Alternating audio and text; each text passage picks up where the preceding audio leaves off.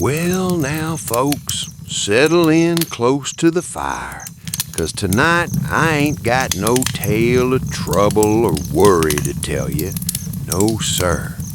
Tonight, I just want to sit here a spell and talk about something that's been on my mind here lately. The way folks back in my day used to read the world around them, same as reading a book. You see, we didn't have no clocks telling us the hour most days, and we sure didn't have nothing telling us what the weather'd be come morning. What we had was our eyes and our ears and a lifetime of watching close. My own grandfather, old Elias, he taught me most of what I know about reading the signs nature leaves for them who care to look. I recall being just a boy, following behind him through the fields of a morning, and him stopping every so often to point something out. "You see them clouds yonder, Silas?" he'd say, "high and thin like a mare's tail? That there means fair weather's coming, maybe 2-3 days out." And sure enough, it always was. There weren't no hurry in the way he taught me neither. We'd just walk slow and easy, and he'd talk when there was something worth saying and stay quiet the rest of the time. I reckon that's something folks today might find peculiar, just walking along in silence, not filling up every moment with words. The birds now, they was some of the best teachers a body could ask for. Elias always said if the swallows was flying low, skimming close to the ground, you best get your hay in quick, 'cause rain was sure as sunrise. And if you heard the whippoorwill calling extra loud of an evening, that meant fair weather held for a spell yet. I used to lay out in the tall grass of a summer evening, just watching them swallows dip and dive, and listening to the sounds settling in around me as the day gave way to dusk. There weren't no place I needed to be, no task pulling at my mind, just me and the grass and the birds going about their business same as they'd done every evening since long 'fore I was born. Even the trees had their own way of telling you things if you took the time to notice. Elias showed me once how the leaves on a maple tree'll turn up, showing their pale undersides right for a good rain. Trees know things we don't, he told me. You just got to learn their language. Now the moon, she had her own stories to tell too. Elias could look up at that moon of a night and tell you all sorts of things. When to plant, when to harvest, when a frost might be coming to nip the last of the garden. He called it farming by the signs, and near every old-timer in our parts did the same. A ring round the moon, hazy and soft-looking, that meant rain weren't too far off. The wider the ring, folks used to say, the sooner it'd come. I don't rightly know the why of it, some kind of ice up high in the sky catching the light, I reckon, though nobody round these parts ever fretted much over the why. It was enough just to know and to trust what generations for us had already learned. There was a way of watching the animals, too, that told a body plenty.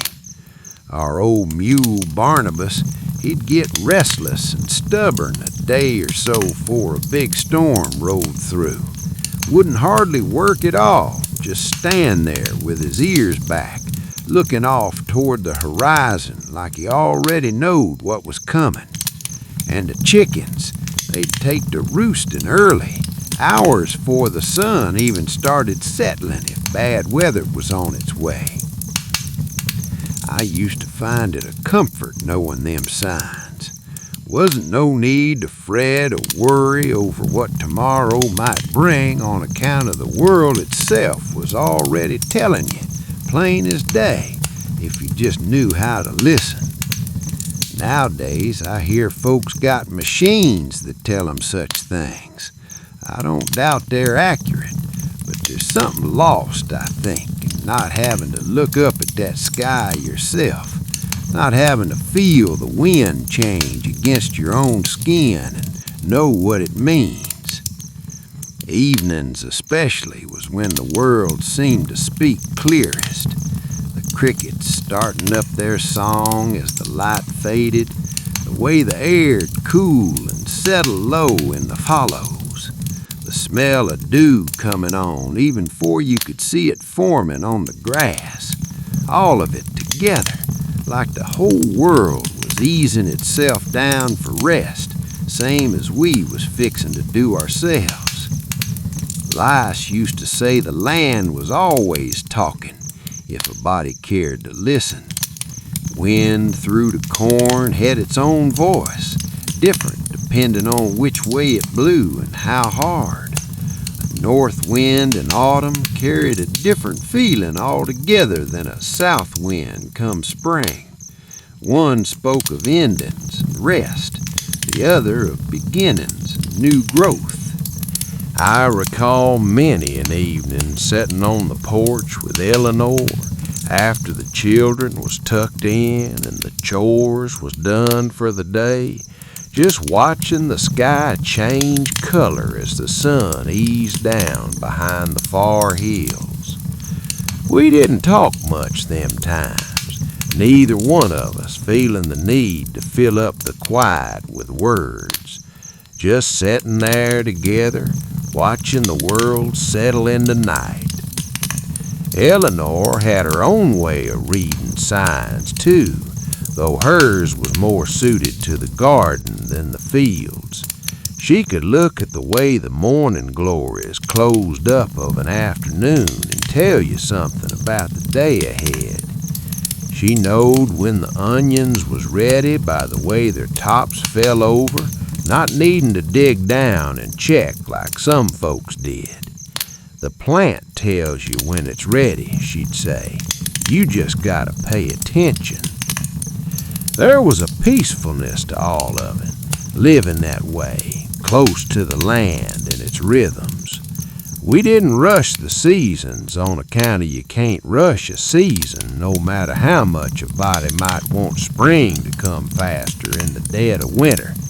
You just learned to settle into whatever time you was in and find the good in it. Winter had its own signs, too, quieter ones, but signs all the same. The way the smoke from the chimney rose straight up of a cold morning meant fair, calm weather ahead. But if that smoke got to swirling and drifting sideways, well, that told you a storm might be working its way in, even if the sky still looked clear. I remember teaching our own son some of these things, same as Elias taught me, taking him out to the fields of an evening, showing him how to watch the way the cattle grouped together tight when weather was coming, how they'd spread out loose and easy across the pasture when fair days was ahead. He took to it slow, same as any boy does, but by the time he was near grown, he could read them signs near as good as his old man could. There's a particular kind of quiet that comes with knowing the land that way, folks.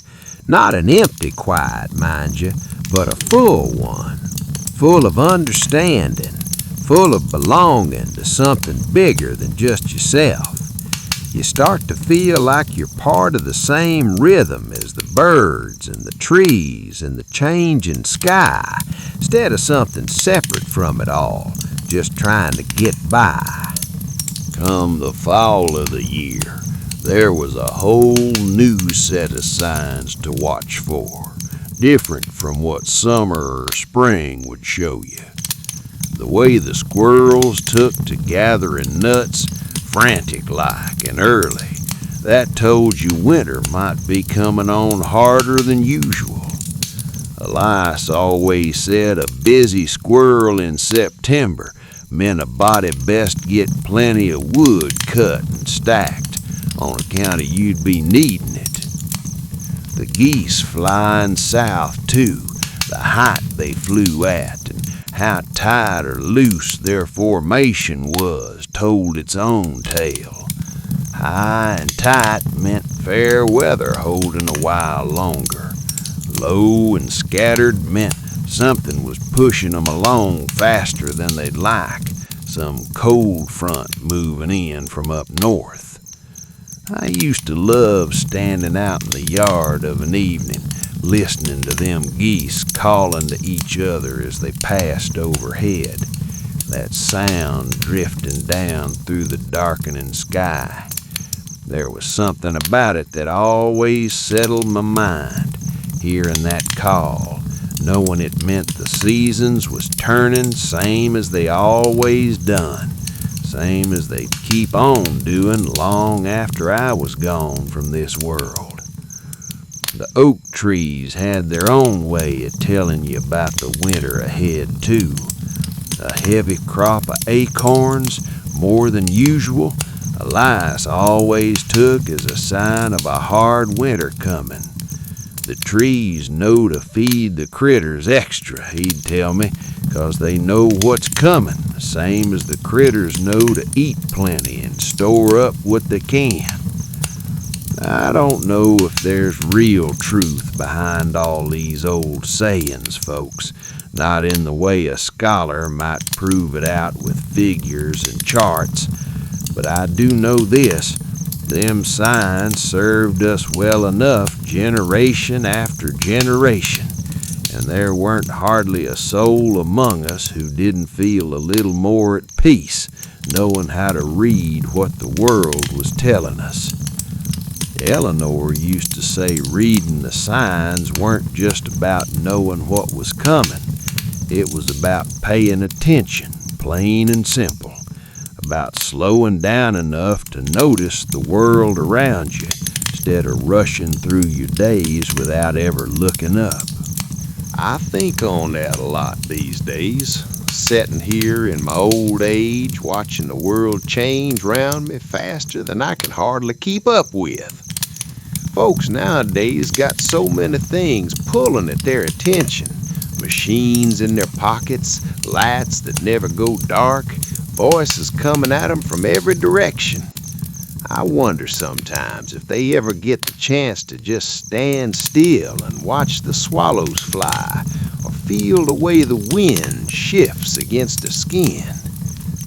There was a rhythm to the old way of living, folks, a kind of slow unfolding that let a body feel connected to something larger than just their own worries and troubles. When you knowed how to read the signs, you weren't fighting against the world no more.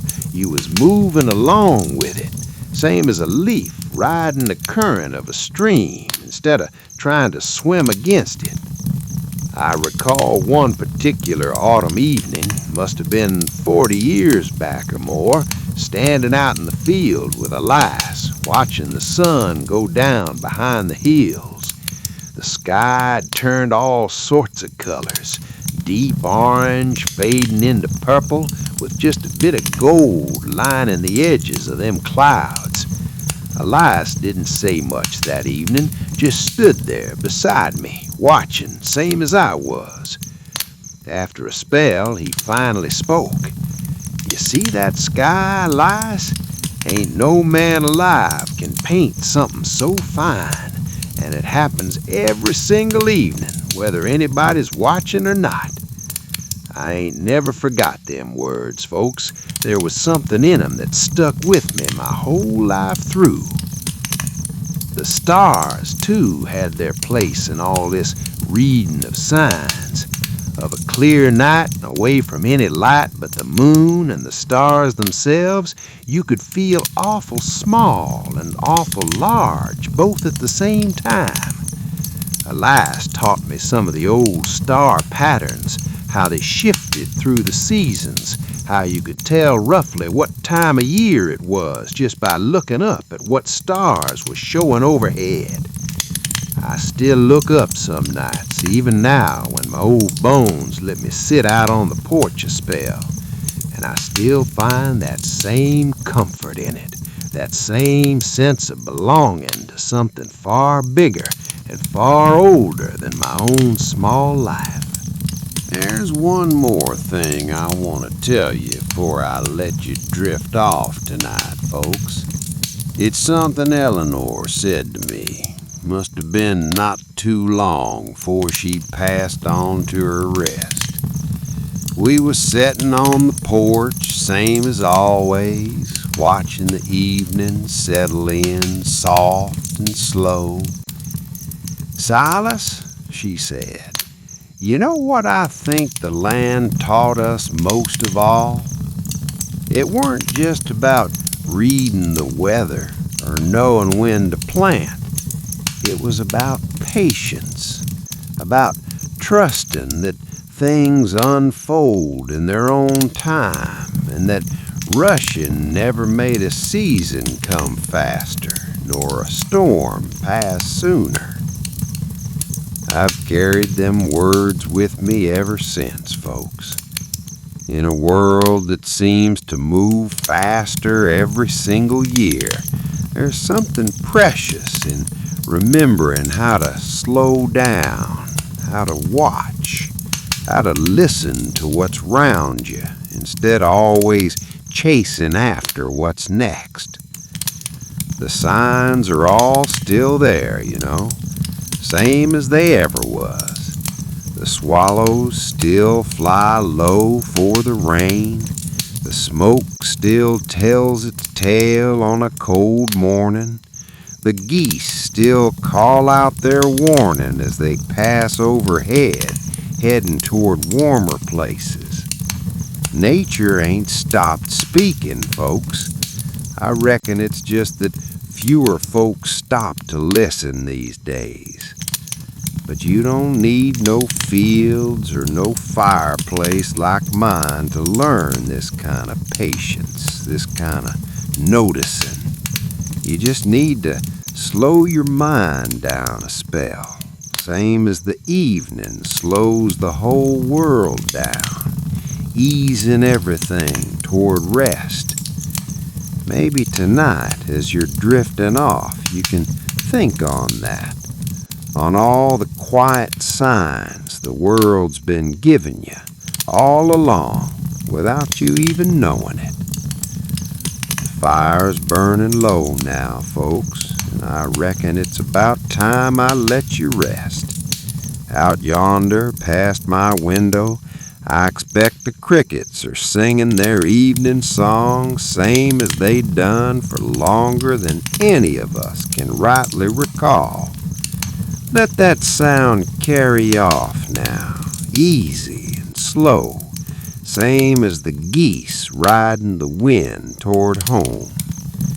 Sleep well, folks, and come tomorrow, maybe take a moment to look up at that sky or listen close to what the wind's telling you. The world's still speaking, same as it always has. All you gotta do is listen.